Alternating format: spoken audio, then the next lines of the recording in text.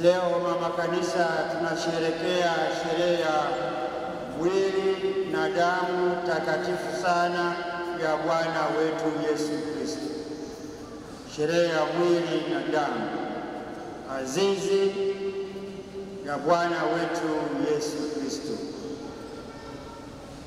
Tunaposema kweli mwili na damu, tukae tukijua nyuma yake kuna wazo la misa, kwani mwili na damu vinapatikana kwenye misa. Huwezi ukapata mwili na damu bila kuwepo kwa misa. Ili tupate mwili wa Yesu na damu ya Yesu, ni lazima tuwe na misa. Misa si sala, misa sio ibada. Nasema ibada ya misa, hapana. Misa sio sala na misa sio ibada. Misa ni misa. Unaweza ukasema ni misa, au unaweza ukasema misa takatifu, au unaweza ukasema sadaka ya misa takatifu. Misa si sala, misa si ibada. Eti tunaenda kwenye ibada ya misa, hapana. Tunaenda kusali misa, hapana. Misa si sala, misa si ibada. Misa ni misa. Misa takatifu au sadaka ya misa takatifu. Ulipa uzito, sema kuanzia leo, sadaka ya misa takatifu. Sema sadaka ya misa takatifu. Rudia sadaka ya misa takatifu. Tena sadaka ya misa takatifu. Sawa. Sala tunazosali, sala za asubuhi jioni, sala asubuhi mchana jioni. Ibada baada ya usali, baada ya njia ya msalaba, baada ya moyo wa Yesu, baada ya ibada, sala sana. Misa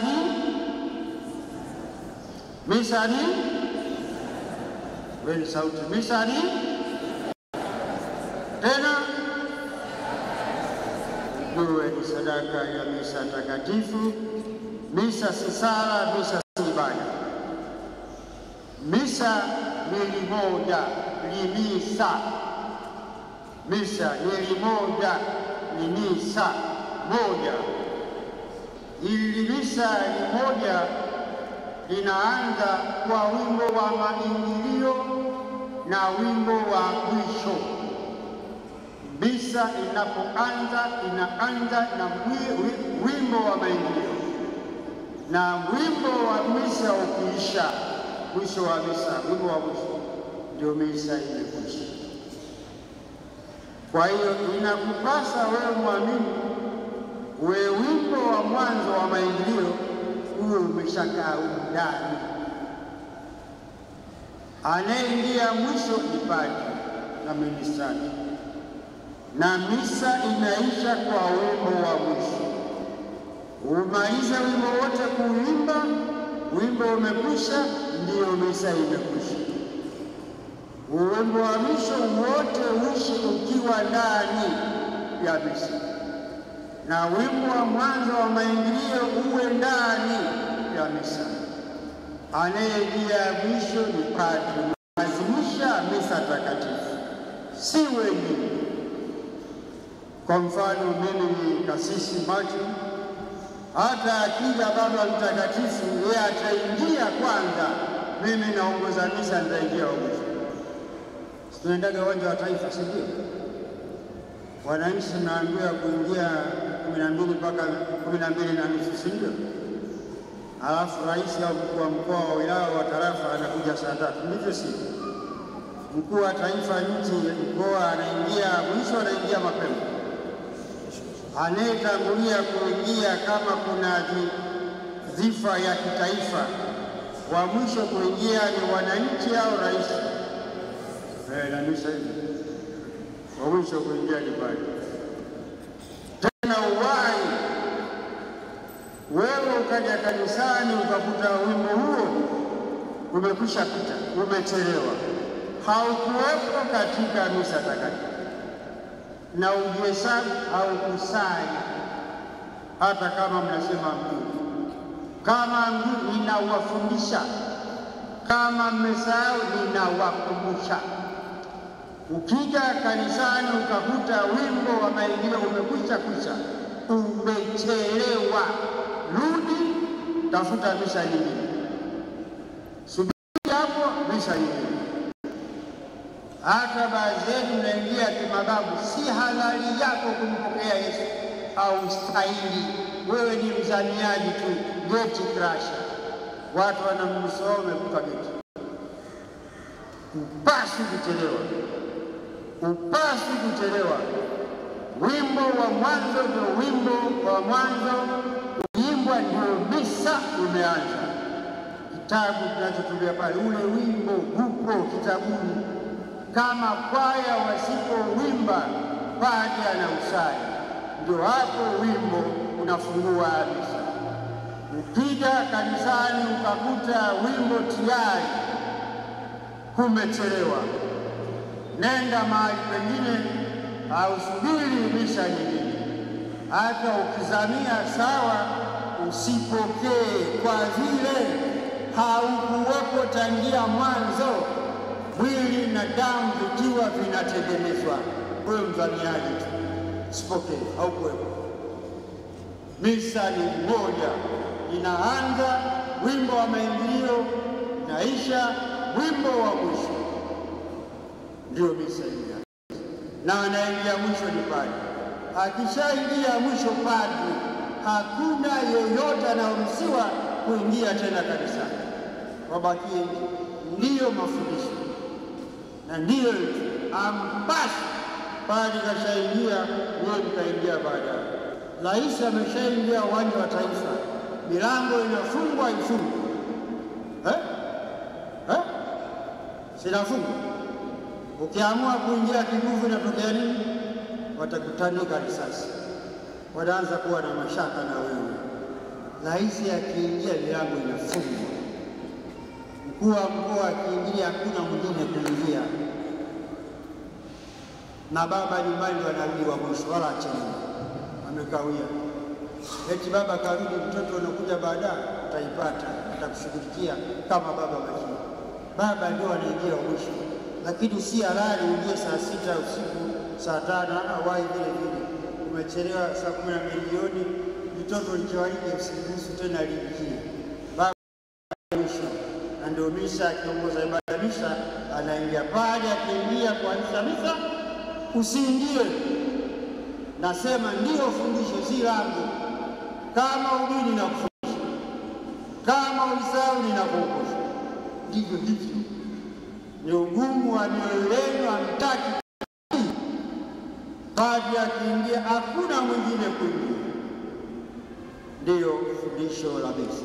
Misa hiyo ni moja, lakini limegawanyika sehemu mbili. Sehemu ya kwanza ni wimbo wa maingilio mpaka maombi ya jumla, inaitwa liturujia ya neno. Wimbo wa mwanzo unaingia kwanza, ndio liturujia ya neno, na kuanza matoleo unayotoa mpaka wimbo wa mwisho, liturujia ya Ekaristi. Kwa hiyo misa ni moja, ina vipande viwili vikuu, liturujia ya neno, liturujia ya Ekaristi. Na hivyo vipande kuu viwili ni muhtasari wa Yesu alivyoishi duniani. Ndio maana kanisa linatoa huko. Yesu alifanya liturujia ya neno.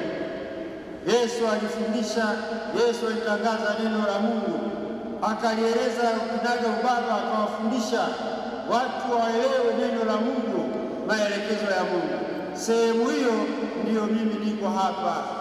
Unaadhimisha maisha ya Yesu alivyokuwa anakamilisha liturujia ya neno hapa nilipo.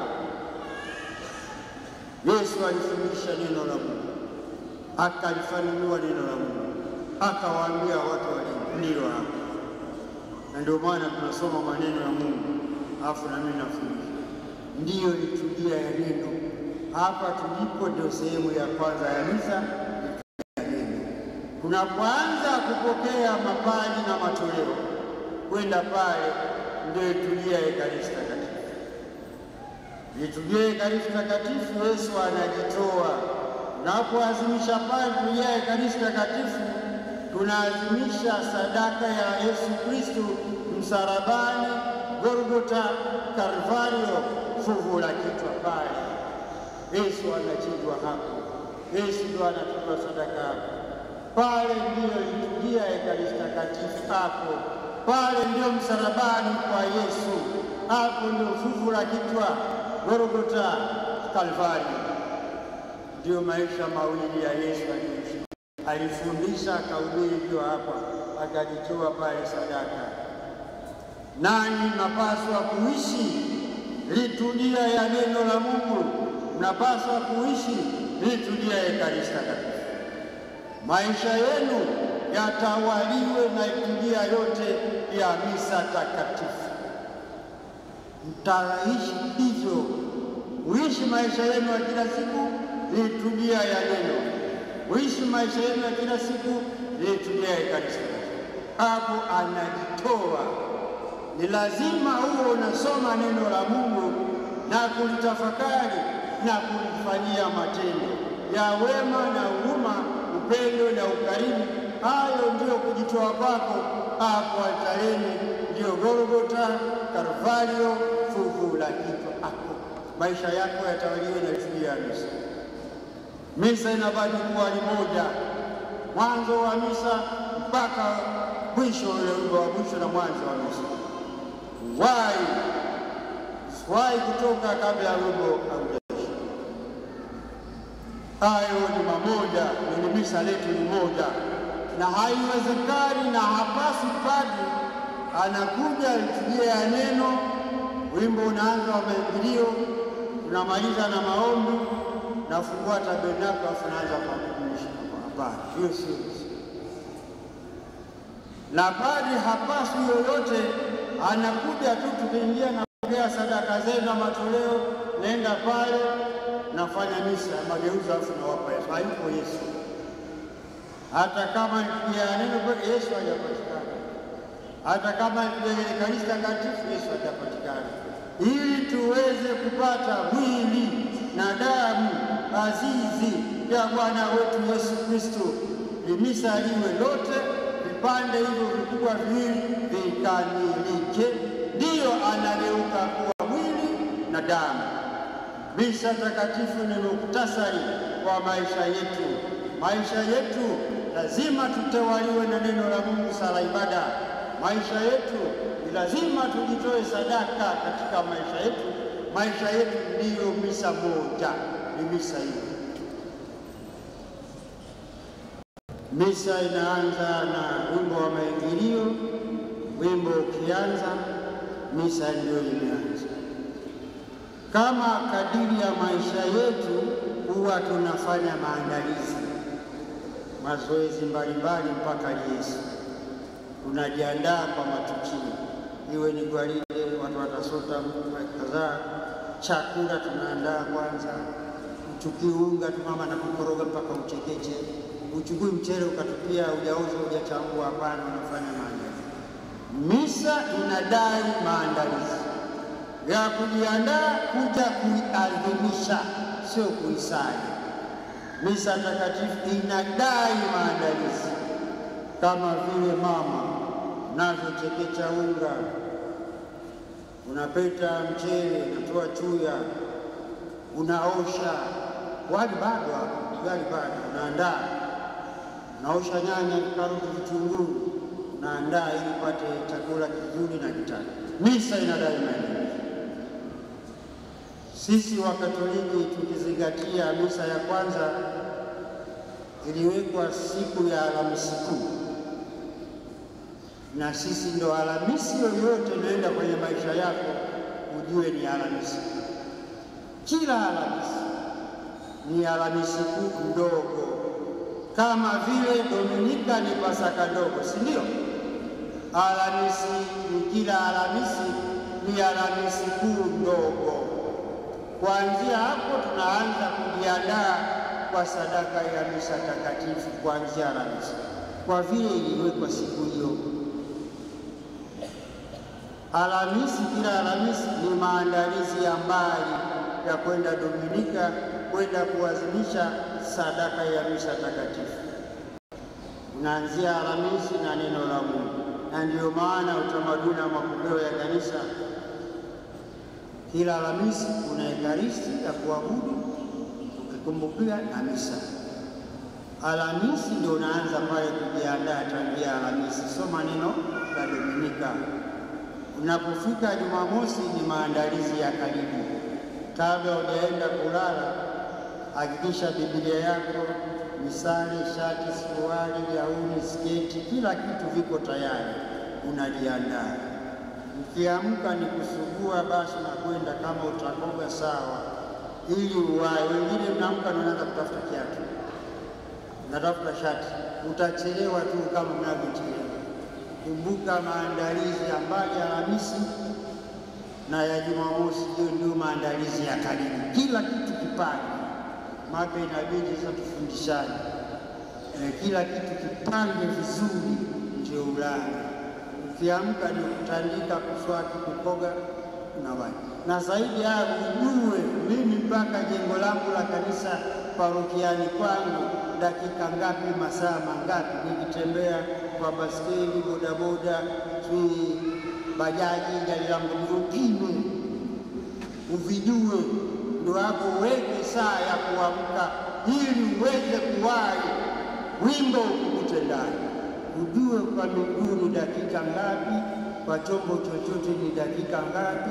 Kwa hiyo sasa nitege saa, na hapo nijue nikiamka ninatumia dakika ngapi kwa usafi, nipange saa yangu niamshe ili uweze kuwahi. Lala Jumamosi. Dominika unaamka asubuhi, unawahi kama unavyoeleza maandalizi, na ufike huku. Inapendekezwa sana kiroho dakika 30 kabla. Misa ya kwanza inaanza 12:30, si ndio? Ufike saa 12. Hii misa ya pili inaanza saa 3, ufike saa 2:30. Afu unafika misa ijaisha ile. Jiangalia hapo. Dominika unapoingia kanisani ndiyo maandalizi ya azimisho. Ndianza maandalizi ya bani na neno la Mungu yote, masomo 3. Jumamosi maandalizi ya karibu. Dominika umeweka 30 ndio maandalizi ya kuanza azimisho takatifu la misa. Nusu saa kabla unawahi kuja kufanya nini? Toka, ingia, piga magoti kwa tabernakulo, mia altare, kaa kwa kupiga magoti.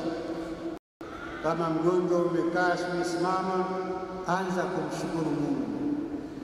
Siku hiyo Dominika umeiona na wiki ilipita. Kuanzia Jumatatu Mungu amekutendea mengi, mshukuru Mungu. Nakushukuru nilipata biashara iliongezeka. Mungu nakushukuru nilifanya kazi mpaka mkuu wangu akaniongezea hela ya nauli. Mungu nakushukuru siku afya nimepona. Shukuru. Kazeni napenda kuomba tu. Cheki maombi ya misa na tunamwombea marehemu, kuombea marehemu. Leo hamna hata moja la kushukuru. Tunapendaga kushukuru. Tunapendaga kuomba, tupenda kushukuru. Wahi anza kumshukuru Mungu yaliyotokea Jumatatu, Jumanne, Ijumaa mpaka Jumamosi. Shukuru. Na mpaka siku ile umeweza kuamka. Kuna kati yetu tulikuwa shwari, utakuja leo kanisani. Kuna wengine hawakupitiliza kwenye usingizi, wamekufa. Wao walivyoamka walisema Mungu asante nimeamkia duniani. Usema Mungu asante. Jicheki. Kwani hakuna waliokufa? Hilo sio la kushukuru. Shukuru ya wote wiki nzima. Alafu tumaliza sasa, Mungu Bwana ushakuja hapa kanisani. Na hakuna sala maalum. Hakuna, sidangaji. Sisi tumezoea baba yetu wa sala wa Katoliki. Wewe unaweza kutunga sala yako. Saa godi nimefika hapa, wiki nzima nimeenda vizuri. Jumatatu godi ilikuwa hivi, Jumanne nakupa dole. Yaani Mungu umenyoshia mipango, biashara imechanganya wiki hii. Cheki walivyokuja kununua zile dawa yangu na zile samaki zangu na chapati na vitunguu vimeenda kweli, nimepata zaidi. Nilipika mara 2, asante Mungu. Nilikuwa wiki nzima nawe kazini mpaka kwa ajili akafurahi kanipa nauli. Asante Mungu. Nashukuru tu, hamna formula. Baada ya kumshukuru sasa, umuombe akusaidie Roho Mtakatifu na neema uweze kufuatilizia misa takatifu. Wengi misa inaenda mawazoni na yapo hata sura utasiona. Wengine anaanza maziwa, kauze siku kafungue duka genge, niende nirudi kazini, sasa pale anatuambia nini, sasa tunachelewa. Kuna waya tunao kutoka alafu kujaambulia chochote. Na kama unarudisha hapo, ngoja mtoke leo. Kwanza kumuuliza mmoja mmoja, somo la kwanza lilisema nini?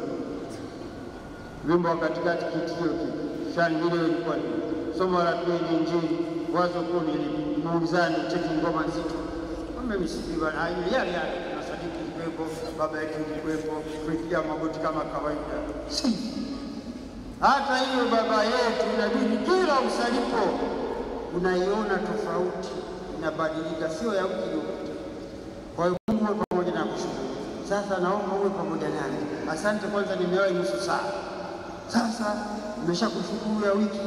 Sasa Roho Mtakatifu na neema zake zinisaidie, waniongoze, nisikilize neno, niimbe, nikae vizuri, nipige magoti, nisimame.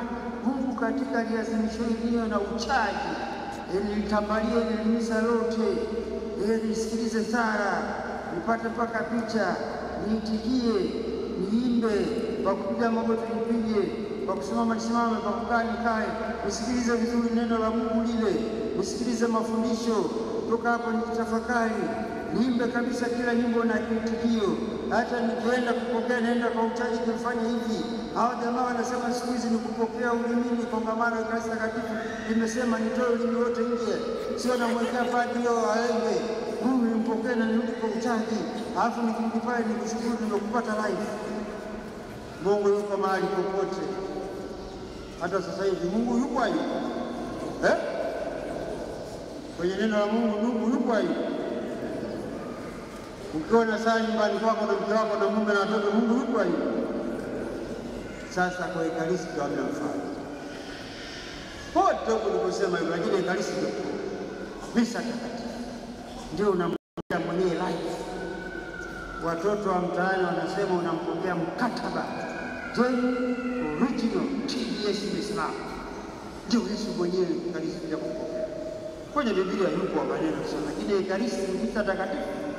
Ndio, yaani ndio mwenyewe sasa. Unaona? Sasa iwapo kwenye misa takatifu mwili, hostia na kwa mwili wake divai, damu, utachelewa tena? Ukielewa unyeti wa misa ndio unampokea mwenyewe, utachelewa? Utakubali kuendelea kuwa gate crash? Utakubali kuwa mfalme au malkia usingizi? Yaani ndio unampata live. Mungu tunasema, lakini yaani sasa mnanielewa, lakini nashindwa niwaambieje kwa Katoliki kizazi kipya. Lakini mnanielewa? Yaani misa takatifu TBS Ekaristi ndio misa mwili na ndio damu imesimama. Na ndio maana tutembee kwa uchaji, tutoe ulimi wote, turudi kwa uchaji, nipige magoti, nisali vizuri. Yaani huyo ndio hata sasa hivi ndio muhimu. Yaani ndio tunamtengeneza Yesu. Sasa unakuja wakati wa matoleo, alafu nataka kupokea. Ukiwaambia hivyo, wengine wanasema sasa mnatuambia tusipokee. Mbona sadaka zetu mnazichukua? Usitoe. Ukitolewa sadaka usitoe. Kaa naye, ila kupokea usitoe. Ukikuta wimbo wa maingilio tayari, usije kupokea. Sasa hatuwezi kuita rukuu. Sadaka na kuparusa usitoe, nenda naye nyumbani. Lakini mimi ningekuwa mswali na ningekuwa mimi, sasa nishatii. Ule wimbo umenikuta ndio hapo naingia, sasa siwezi kuingia. Huwa mimi huwa natoa 1000 kila Dominika. Sawa, sipokei. Sasa nitaenda nitatoa 3000 kama penalty. Pokea sipokei, natumiaga 1000, nitatoa 3000. Alafu tutaenda kuungana na muungamio Mwenyezi na upande wangu. Nilichelewa misa mara moja, lakini nilishajipigia penalty ya zazi, huwa natoa sadaka 1000. Sasa ndio siku ile niliamua kutoa 3000. Malipizi nishafanyia baba, ndio na malipizi mengine. Kama mswali na ufanye hivyo, nipige penalty mwenyewe adhabu. sadaka yako usitoe kuchelewa, kaa nayo, Yesu usipokee. Tumeanza na maandalizi ya misa, uwahi nusu saa kabla, uombe Roho Mtakatifu akusindikize kwenye misa yote. Tunaanza misa kwa jina la Baba. Utangulizi mfupi wa padri na nia za misa, tukiri dhambi zetu. Unapaswa kuwepo na ukimya, tukiri dhambi zetu, sio tujute, tukiri dhambi zetu. Unapiga magoti ukimya, unakiri dhambi, si unaungama dhambi, na si tendo la toba, unakiri dhambi, tukiri dhambi zetu. Piga magoti na angalia, wiki nzima nimetenda zipi sasa. Ukiri kwanza ile kukiri, hiyo ni dhambi. Hii ni dhambi, hii nilitenda Jumatatu hii, ndio tukiri dhambi. Ukiri dhambi zetu, hii ni dhambi. Na Jumanne hii ni dhambi. Alhamisi hii ni dhambi. Kiri dhambi zetu, si toba wala si sakramenti ya upatanisho. Umepiga magoti, unainamisha kichwa, unatafuta unapesa. Neno ya Mungamia Mwenyezi utukufu. Baada ya utukufu tuombe. Pale unakuwepo ukimya, na ni lazima uwepo. Sehemu hiyo ya ukimya ni kwa ajili yako wewe mwamini. Uweke nia zako ulizokuja nazo. Nia sio maombi, ni nia sio maombi. Weke nia zako, si kwamba padri anarekebisha koo au anameza mate. Hapana, wewe uingize nia zako. Tuombe. Mwana padri ananyamaza. Bwana Yesu Kristo, ukimya ule ni kuweka nia zako, sio padri anatafuta pakusali. Nia zako sio maombi. Uje na nia katika misa takatifu. Itaisha, inakaa somo la kwanza, wote tulisikilize. Na inasema somo la kwanza likiisha, ukimya kidogo, afu katika la pili likiisha, ukimya kidogo, tafakari, afu sangi. Inakuja Injili, naisoma, unaifundisha kama hivi. Alafu kumaliza mahubiri lazima uwepo ukimya. Watu watafakari yale maneno ya Mungu waliotafakarishwa, waliofundishwa. Baada ya Injili mahubiri lazima uwepo ukimya. Sasa mimi nasema hivi, alafu nasema mbona wengine hawafanyi? Wewe waache, haya kuhusu wewe waache. Lakini nakufundisha liturujia yenyewe inavyopaswa kuwa. Sema mbona fulani hafanyi, parokia zingine eti wewe waache, shida yangu sasa. Ukimya ni lazima kwa ajili yako. Baada ya ukimya basi inakuja kukiri imani yetu na sadiki credo, sala ya imani. Tuisali kisalifu. Sala ile imewekwa pale, ndiyo imani ya Kikatoliki. Mafundisho yote ya Kanisa Katoliki yapo katika na sadiki credo, kanuni ya imani. Mafundisho yote yapo na imewekwa pale. Uyasali mafundisho hayo ukimaanisha unakubaliana na yote tangia mwanzo, na yako uliyosema dakika 30 kabla, mpaka maneno ya Mungu masomo na mpaka mafundisho umeyakubali yote, na umeweka muhuri kwamba kwa nasadiki nitaenda kutenda hivi, nitaishi. Ndio maana tunamalizia nisema yote yaliyofundishwa yote ni ya Mungu, masomo na mafundisho. Sasa nakiri imani, ninayakubali. Ndio mnakiri imani kwa sala na sala. Wengi mnasali haraka haraka tu, nasali kwa Mungu wenyewe tu, mnaenda tu, mnakimbilia wapi? Sala ya kiri yote yaliyofundishwa, sala ambayo ndio imani yetu, afu unaikimbiza namna hiyo. Hapana, si sahihi. Niwaulize na sadiki na vipande vingapi? Yale ndio mafundisho vingapi? Cha kwanza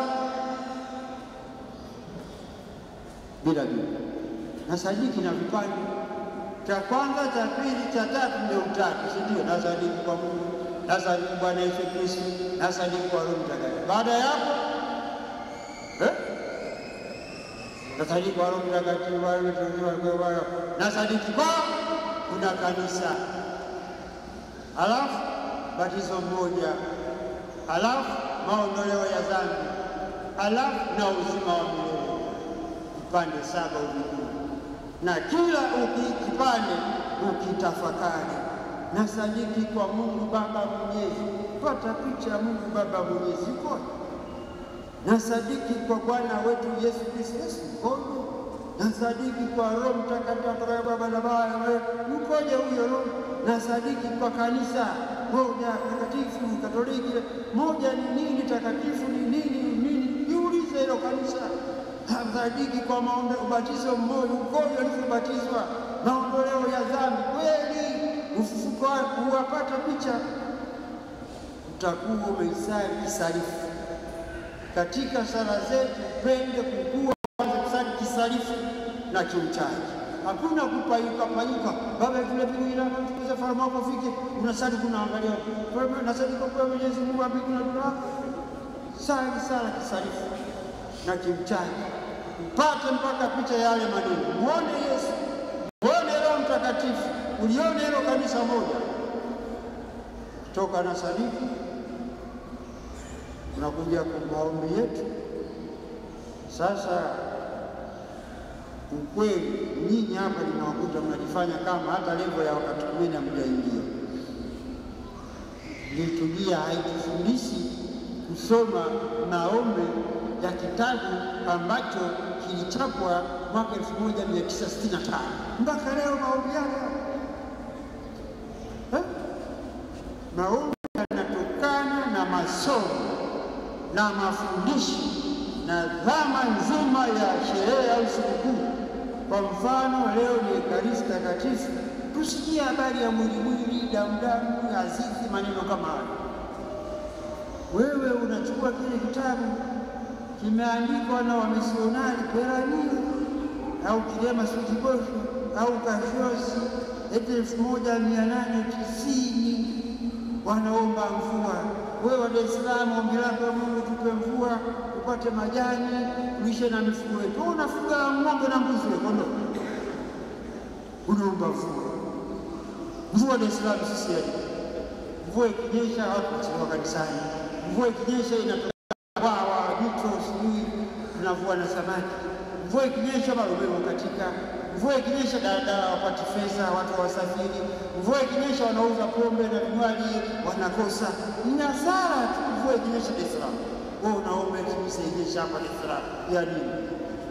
Wewe utaomba nini sasa kama muuza maji na juisi? Sasa sema jua liwe kali zaidi ili apate watu wanunuzi maji yake ya baridi. Sini wewe kama unauza maji, watu useme Mungu ongeza joto. Kama yapate kiu, niuze maji yangu. Watu useme nafikiri anayetengeneza jeneza sala yake naomba nini? Sasa Mungu nibariki katika kutengeneza majeneza. Sasa siko anataka watu wafu. Daktari na nesi, Mungu naomba nibariki kazi yangu nifanye vizuri mimi operation yangu ya moyo, huko operation ya kitu anataka watu waombe moyo, hawapasui watu waombe vitu wakapasua. Omba life. Si ya mwaka siku ngapi kwa nyuma. Na maombi yatoke somo la kwanza na pili na la tatu. Injili na mafundisho. Ombi la wakati wetu, ombi la sasa hivi. Kwa mfano hapa sisi tuombe nini huko? Tusipate hela nyumba ya mapadri isiishe, si ndio? Waumini wagombe kutoa Mungu pesa. Na sasa hivi tumeingia tegemeza jimbo, watu wasitoe. Mungu watu wasitoe tegemeza jimbo. Mungu hapa kwetu mavazi wamekameti nyumba yao. Kwa nini haiwatoshi? Mafari sana. Watu wasitoe kujenga hela za kujenga nyumba yao. Si ndio? Tuombe hivyo, si ndio? Hatulipendi ombi kama hiyo. Tugome kutoa hiyo. Maombi yako yaende na wakati. Na kama kipindi hiki sasa ni eneo la pili Juni Novemba, tegemeza jimbo, si ndio? Ujiombee uwe mwaminifu kwa kile kiwango ulichowekewa kwenye jumuiya yako binafsi. Jiombee. Sasa tunaingia awamu ya pili, tegemeza jimbo. Eti wametupangia sisi jumuiya yetu milioni 1. Mungu wangu, hasa nyie viongozi wa jimbo, tusaidie waamini wangu hao ninaoongoza, watufikishe hii milioni 1 tuliyopangiwa na jumuiya, au tufikishe hii 20,000 tuliyopangiwa familia. Hilo ombi ni baya, lisindio wakati wetu? Ndio uliombe tupeleke nyingi huko, na kanuni kule hakuna kushusha. Kama mmepeleka 90 milioni, usije ukasema 85, utaeleweka. Na hizo hela tunapozipeleka jimboni ndio kumsaidia askofu ili aweze kufanya mambo mbalimbali. Sisi mnatukuta tumeshakuwa mapato, lakini askofu anawatafuta waseminari na anawagharimia mpaka wawe mapadri, anahitaji hela. Askofu anapenda asaidie hata hospitali yake ya Ukonga mkatiliwe kwa hela ndogo kidogo. Kuna watoto yatima, kuna wazee wote hao, askofu inabidi apewe. Kuna askofu kupeleka kwenye seminari Msiga ndio yenu tupate mapadri. Hilo ndio ombi zuri la wakati wetu.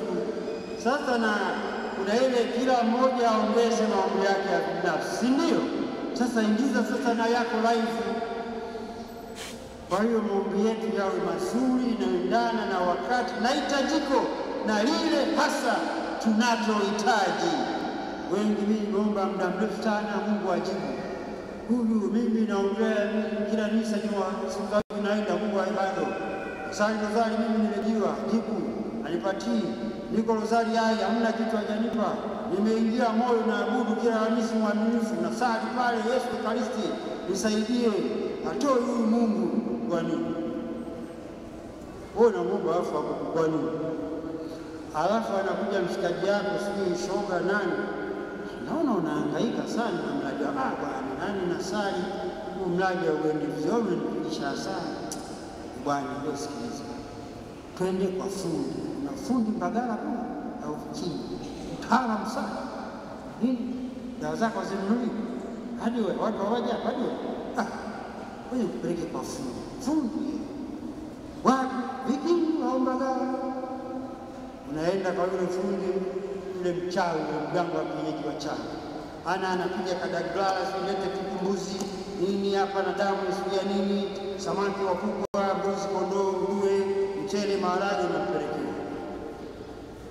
Yesu yuko mtu ulivyokuwa unaona na sadaka yako ni ndogo, basi unampelekea. Ukirudi watu wamejazana hivi dukani, hadi wewe inafika, unaenda unarudia kujaza kwa Mungu yupi?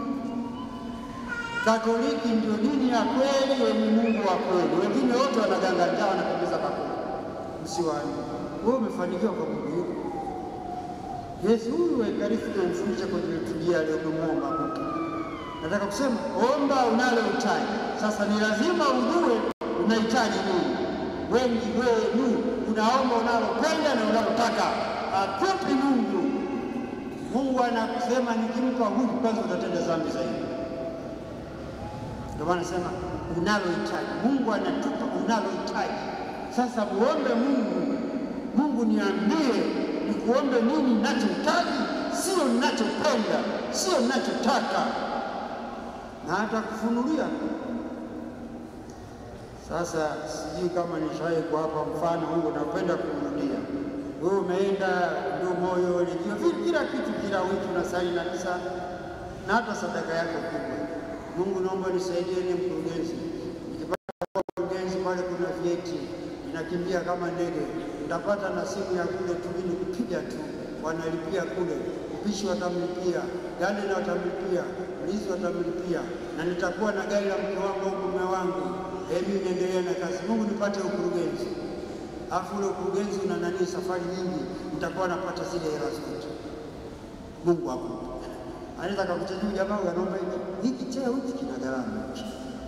Kwanza Watanzania wengi akihela ikiongezeka anaamua kula nyama za ovyo ovyo. Mboga 7 kujisevia.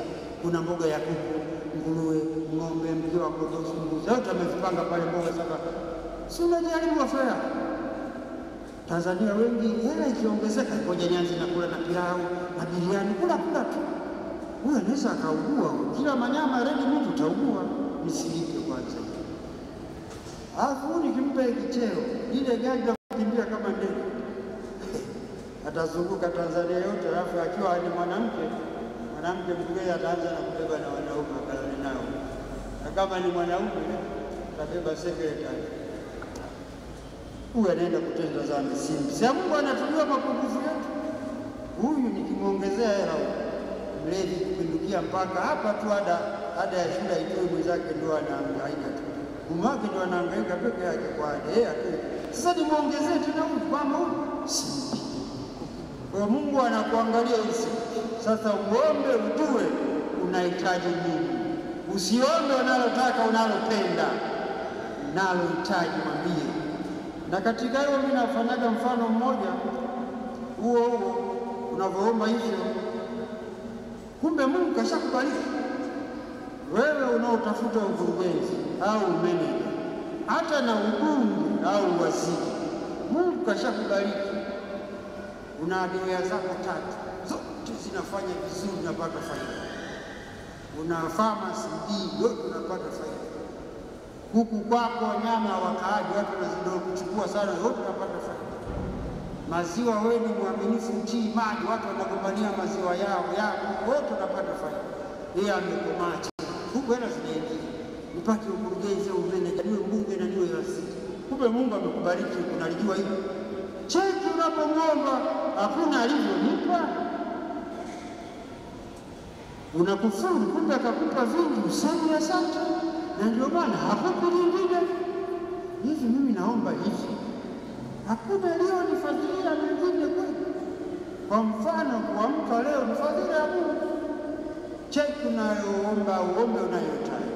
Ni maombi yetu inakuja kutoa sadaka pale. No. Kuuliza Yesu alienda sinagogi kaangalia watu wanapotoa sadaka. Akatokea mama mmoja akatoa senti yake ya mwisho. Akawacheki wengine wanatoa makubwa. Akasema aliyetoa sadaka nzuri ya kuuma ni huyu mama. Alitoa yake ya mwisho ya kuuma. Haya jamaa yote haya yametoa mabaki tu makombo. Yaani mfano wa Yesu. Kwa mfano wewe unaweza ukawa una uwezo wa kutoa kikweli 1000. Lakini sasa ngoja bana, ngoja nijiongeze. Yesu anaona kabisa huyu 1000 uwezo wake. Hapana, ngoja nitoe 1100 basi. Anaweza 1000, ngoja nitoe 1100. Ndio ya kumi. Wale wengine Mungu anatoa, unaweza ukaweka ataraji. Wanaohesabu wataziona zimefungwa pamoja laki. Kumbe nyuma yake unaweza kutoa 500 kila Dominika. Ndio anasema ukatoa makombo. Sasa ukipime sadaka yako unayowekaga hapa. Na Mungu anapenda sadaka inayouma. Tukitoka pale tunaenda kupokea vipaji, tunavileta kijumuiya, vizuri tu. Baada anaanza kuombea vipaji hapo. Tunakuja sala ya kuombea vipaji, tunakuja wakati wa mageuzi. Pale misa nzima tupende kusikiliza zile sala. Zina maana si ile tu. Na kitendo kile sasa tunapiga magoti baada ya kuimba ule wimbo mtakatifu, tupige magoti tuchaji, tufocus mawazo yetu hapo altareni hapo, mageuzi yanafanyika. Sasa vile tusikilize na zile sala, tupate na zile Bwana umtume Roho wako Mtakatifu aweze kutubariki ili ziwe mwili na damu ya Bwana wetu Yesu Kristo. Ukumbuke maneno hayo. Alafu baada ya kuinua tunasema maneno gani? Yesu Bwana wangu na Mungu wangu. Nasema kimoyomoyo.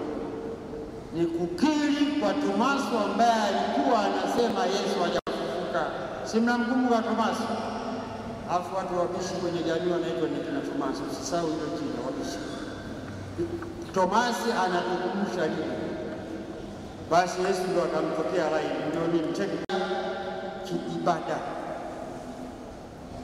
Tusali kwa bila kukimbiza. Yesu alisema tusipanyuke tusalipo kama wale wengine. Kusali kisalifu, kusali kiutaji, kwanza ukimbie. Kama tunabidi kufanya hapana. Na sasa kwa mgamaji hapana. Na ule mkao wako ule angalau kae. Baba yetu uliye mbinguni, jina lako litukuzwe. ufalme wako ufike na kadhalika. Na sadiki kwa Mungu Baba Mwenyezi, muumba mbingu na dunia na vitu vyote vinavyoonekana na visivyoonekana. Na sadiki kwa Bwana wetu Yesu Kristo na kadhalika. Nisali kisalifu, nisali kiutani, nisali kisalifu kiutani, ukuwe zaidi mpaka uone ile picha ya maneno yale. Na sadiki kwa Mungu Baba Mwenyezi, umuone Mungu. Na sadiki kwa Bwana wetu Yesu, umuone Yesu. Baba yetu uliye mbinguni, muone ameukaa, jina lako litukuzwe, ufalme wako ufike, uone huo ufalme. Sali kisalifu, sali kiutaji, bila haraka. Tendelea pale mpaka tafika sasa kukomunika. Narudia, kukomunika kwa uchaji. Hilo ni adhimisho lenyewe ndani ya misa.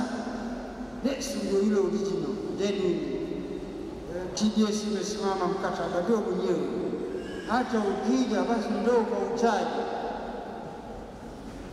sio unakuja unatembea hapa, sio sokoni wala Vodashop au ofisini kwako benki. Kuna bwana mkubwa kule, kuna namna ya kutembea. Sasa unakuja kumpokea wewe, bosi amekuita, anakupa barua ya kupanda cheo, utamwendea sasa hivi bosi, utamwambia hivi bosi wako?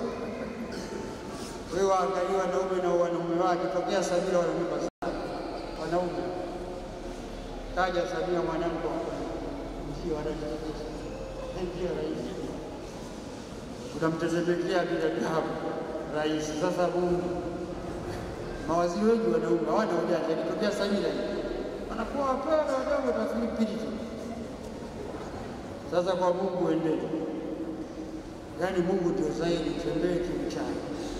Kweli tunapokea kule, lakini tumeashwa sana.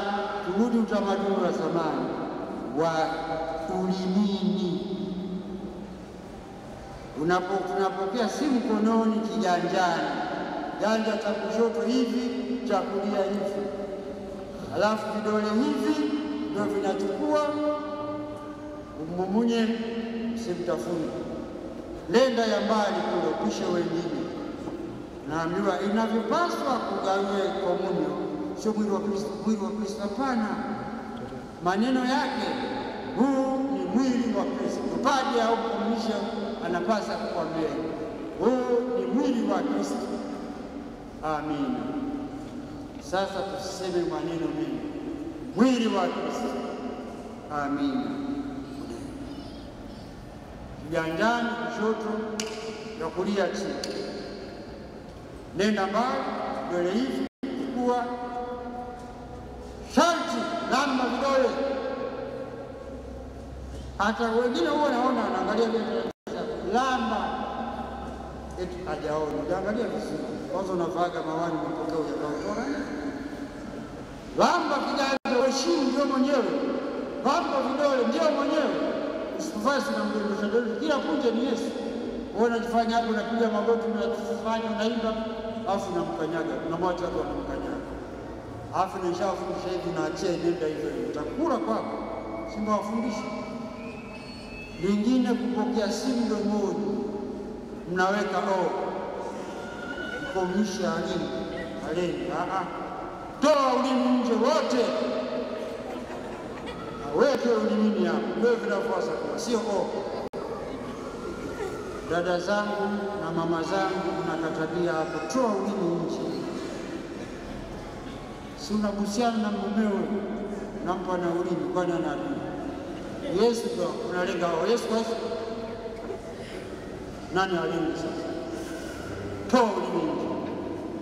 Na usiiname nyuma ya mtu, mwache aondoke. Mwili wa Kristo.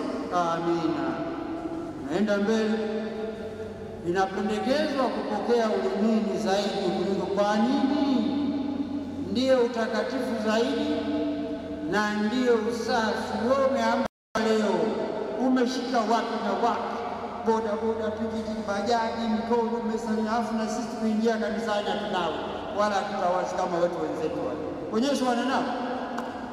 Sisi ndio ingia sasa mikono yake angalia sasa imeshika nini? Watu wanakomaa wanasema ndio sasa kwa nini nipe ulimini? Na waona hata kwa sura.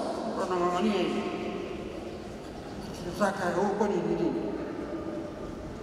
Sasa angalia, kupokea ulimi ndio utakatifu na ndio usafi. Mkono mchafu na ndio unaweza kuwa na magonjwa fulani huko. Unachukua roho sawa. Ulimini ndio utakatifu zaidi, tusimkumute. Ulimini ndio usafi, umeshika nini mpaka uje hapa? Ulimini ndio afya. Sawa, mama zetu kuna ile uchaji wetu wa Tanzania anamonyela mwili wa Kristo, anataka kupigana kama goti. Sasa unapoteza time. Wewe simama, mwili wa Kristo usitake hivi. Ni heshima, lakini kama anataka kwenda kumbe umegojea sasa inapoteza. Tembea kwa uchaji, toa ulimi nje. Subiri, usiname nyuma mgongo mzako. Mwili wa Kristo, amina. Fanya Yohane Mtakatifu, Yohane Paulo wa pili, Baba Mtakatifu, hata Benedict walisema ndio mpaka na mamlaka, lakini ningekuwa amri yangu wote ulimini tu, ila ilitugia inaweka na kiganjani kwa sababu mbalimbali. Nakumbuka hii ya ulimini ilianza kupotea ndio mara ya kwanza kipindupindu Dar es Salaam Tanzania. Ilikuwa 1978 79 au 79 80. Sasa akaogopa basi kufanya kile saa. Lakini hata kama kuna ugonjwa, yaani unampokea Mungu ugonjwa usiondoke. Tupende kuwa tunapokea ulimini ni mtakatifu zaidi, usafi na ni afya. Ukirudi piga magoti, saa ile sala, hata sasa ongea na Yesu. Ndio umempata mwenyewe live. Sio umempokea anakaa dakika 8 mpaka 10. Sasa yeye ndio unayo. Kati bado umefanya hivi. Tumia nafasi. Sasa hapo ndio kumwambia pale uliwahi kanisani mko unaelewa. Sasa ndio umempokea sasa. Alafu kuna wale kama mimi huwa mpokee kwa sababu fulani. Unakuta waumini wengi mnapokea mkiwa na mazambi makubwa sana, yaani sana, unakula hukumu yako. Unaweza ukasema nipokee wanione. Sasa mimi ni mwenyekiti au katibu, sipopokea watasemaje? Sasa nisipopokea mume wangu ataniuliza, nisipopokea mke wangu ataniambia mbona upokee? Alafu wote mnaangalia dhambi moja. Huyu akupokea mzizi, apokee huku ndio mzizi. Sasa inategemea na mguso wa mtu. Mwingine anaweza kuona jasi la fulani hivi akampiga mtu, sistahili bwana kupokea. Wengine hata watoto kakanyaga sisimizi asema nimeua. Umeua nini? Nikanyaga sisimizi akafa, siwezi kupokea. Sasa mguso ndio tofautiana. Wewe usifikiri kupokea ni mzizi tu. Watu wana mawazo wengi, hapana. Kila mtu ana imani yake. Mwingine anaweza sipokee kwa vile aliweka ndito. Mbona unasifai bwana niwekea ndito mfanya kazi? Sasa kabla ya kupokea jichunguze, jitafiti rohoni mwako. Kweli unastahili? Na Paulo akasema unapokea unakula hukumu yako mwenyewe.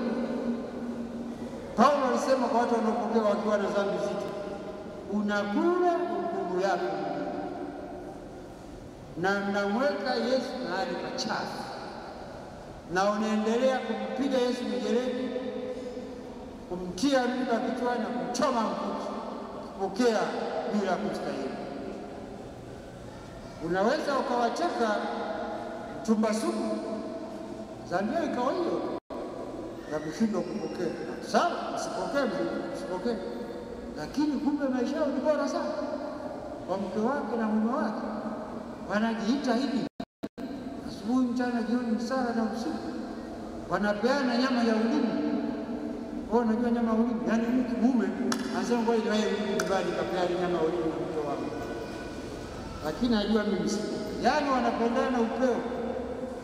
unabaki na sakramenti. Chekia wala viapo vya ndoa viishi, iteki sana kabla hujaenda kupokea. Wewe unaweza ukasema watu waliona kwa ndio akili ya binadamu.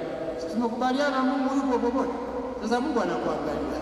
Angalia wewe na tena napokea ulimini eti mtakatifu. Kumbe lina madhambi mingi. Anakuona Mungu. Sasa na Yesu very simple anaingia tu. Sidhani kama ukawa na dhambi zile kutokea Yesu akarudi nyuma pale anamshukuru na Mungu. Wao utatoa ulimi hataingia. Wao akatai Yesu. Nakula hukumu yako. Katika mambo ya imani matakatifu, sindane na Mungu au Roho Mtakatifu aliendelea kufanya kazi na kanisa.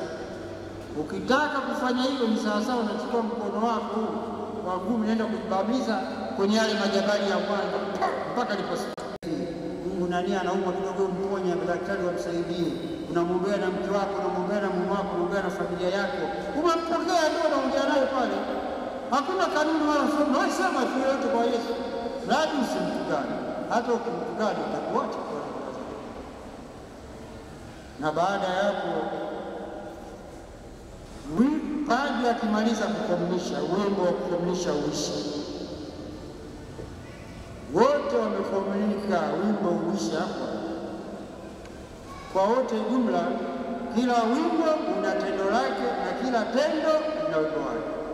Kila sala ina tendo lake na kila tendo lina sala yake. Wapendwa wanakwaya, padri kamaliza kukomunisha. Padri anaosha vikombe. Pendeni mkampokee Yesu, ni mtamu. Yesu anatupa yeye chakula chetu. Yesu anaingia rohoni mwetu. Tunapokea pale padri anaosha vikombe. Unanielewa? Na wengine mnaimba si sahihi.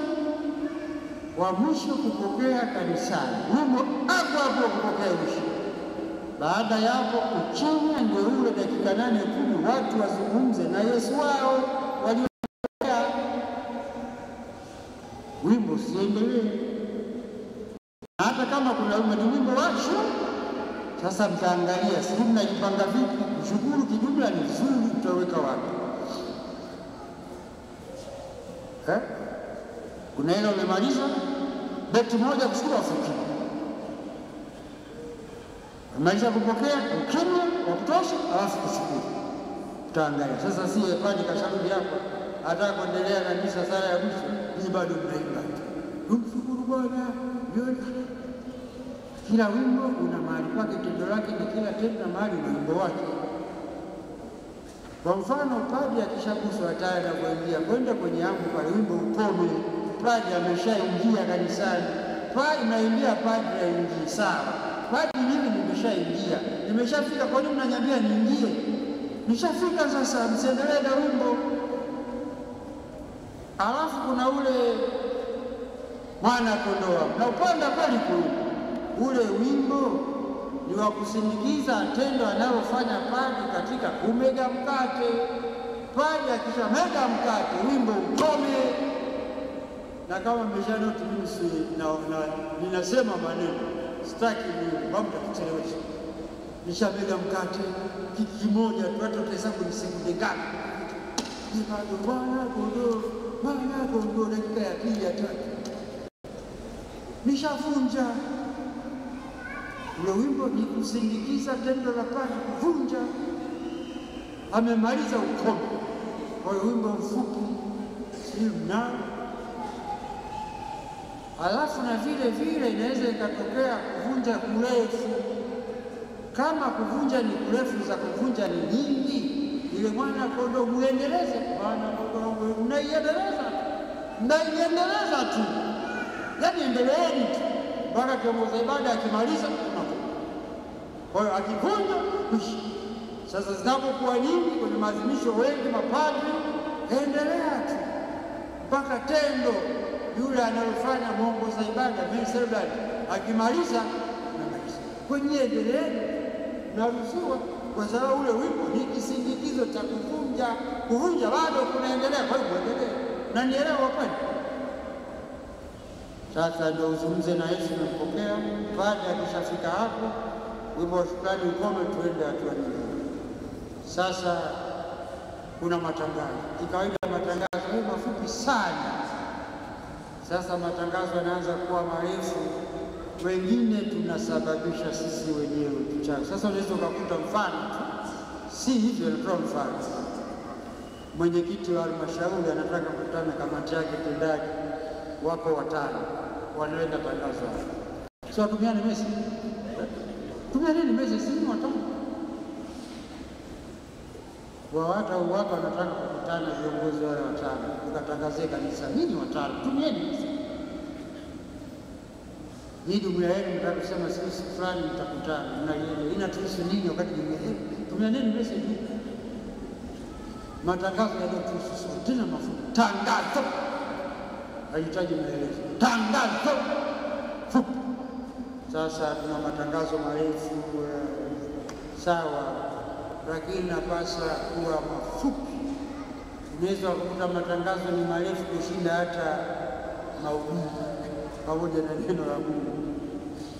Watu wanaama. Alafu sasa angalia matangazo yenyewe ndio unakuja huko mbele pesa. Alafu jamaa hajaleta atakuja na kuvuruga. Yaani mnamdai huko kanisani sasa. Na wananidai habari ya mahubiri yote kashapotea. Na amesahau hata kama akamkumbusha tunamkumbusha sasa mchango kwa mahubiri au jumuiya. Sasa lazima tukubali, nakubali matangazo yanakuwa mengi kwa sisi tulivyo. Kwa vile hatuko watiifu kwenye matangazo, ndio tufundishe matangazo mengi ya kibasi, matangazo na kwa machache. Pale anawabariki, misa imekwisha, nene na amani na nini. Hana maana uondoke kama nilivyosema awali, subiri wimbo ule wa mwisho kisha ndio unaweza kuondoka. Padri kaingia wa mwisho, yeye mlitangulia. Padri aliingia wa mwisho, yeye mlitangulia, anatoka wa kwanza, anawacha nini mliotangulia. Unapoenda uwanja wa Taifa unamsubiri yote sahihi. Yeye anakuja mwisho kuingia. Alafu hamna kuingia, akimaliza kusema anatoka wa kwanza, anatuacha sisi. Ndivyo si ile padri ndani na amani, si kwamba anawafukuza, subiri hivyo. Na bado unakumbushwa sasa, ndio unaenda kwenye wiki.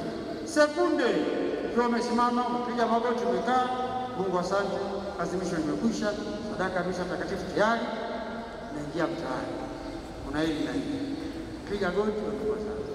Misa ni moja, sehemu 2, leo ni sherehe.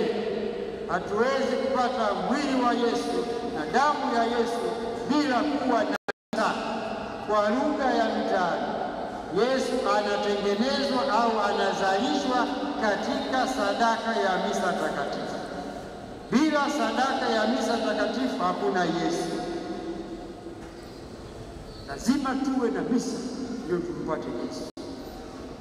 Katika mafundisho yetu yote Kanisa Katoliki, misa ndio ya mwisho, yaani ni ya mwisho, hakuna kitu. Kwa vile fumbo la wokovu wetu, Golgotha, Kalvario, fuvu la kitu inaendelea hapa na hapa. Yesu alihubiri hapa, Yesu alitoa sadaka pale. Ujue kila siku tendo lile linafanyeni hivi kwa ukumbusho wangu, si ndio? Kila uzu yako misa yoyote, upende kuipenda misa, upende uwe na uchaji katika misa, jisaidie mwenyewe ujombe, upende kuwa unawahi unufaike na misa. Haya niliwe, ukijibidisha utaona utamu wake. Utaona utamu wake. Wewe jaribu kuona. Inaweza isije kesho kutwa tu. Wewe komaa hivyo hivyo. Ikikuingia utaona utamu wake. Na utajisikia raha. Na hata baada ya mahubiri ujue mawili. La kwanza, kumbe nilikuwa natenda wema wote huu, uzuri huu. Mimi nilikuwa sijui kama nafanya kitu. Kumbe ni kizuri. Mungu naomba unisaidie nikiendeleze. La pili, nilikuwa natenda dhambi hivi. Mungu wangu, nipe neema nikaungana. Yohane Paulo na hasa Benedict wote walikazania wakasemaje? ni afadhali tuwe na Wakatoliki wachache lakini walio bora kuliko kuwa na wengi afu hamna kitu. Kila Desemba tunapeleka taarifa kuhusu masakramenti wameingia Vatican, kanisa Katoliki duniani kote tunapeleka takwimu kila Desemba. Umwambie Baba Mtakatifu waliobatizwa, komunio, kipaimara, ndoa, maungamo hapa, Ekaristi atupeleke. Tunasema wote hao walipata komunio ndio wanapokea. Sasa kule wanajumlisha, unaona idadi inaongezeka. Lakini wakija kuchungulia na maaskofu baada ya kila miaka mitano napeleka taarifa ya jibu. Taifa lenu lina waumini 200. Alafu huku mnasema wengi hivi hamna kitu. Takwimu waliobatizwa komunio na kipaimara hapo. Kufunga ndoa 3. Na nini huko? Tupende kuishi misa takatifu, tujiombee tuishi misa takatifu, inasaidia sana na utatoka hapo umefurahi. Utasikia wepesi ndani ya mtima wa roho yako. Hata ukisikia maumivu umegundua dhambi yako kosa lako, ujue misa imekuja kwa ajili ya wewe. Ndio maana fanyeni hivi kwa ukumbusho wangu. Anakutaka wewe umeumia, sasa ukaungana.